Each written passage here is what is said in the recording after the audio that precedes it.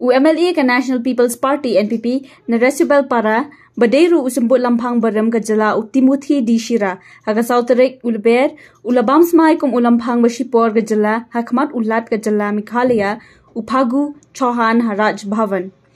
haga ni jingalang man bam Smai le dan rengkan unong yalam ke NPP ukonrat ke sangma uba president tinsong bat kiwe ushira on sa penbam Smai ke khot batmai ke Ïingdorbar Thawaiñ haga jingalang kaban salong haga nyauterek ulber arhajar arhulai.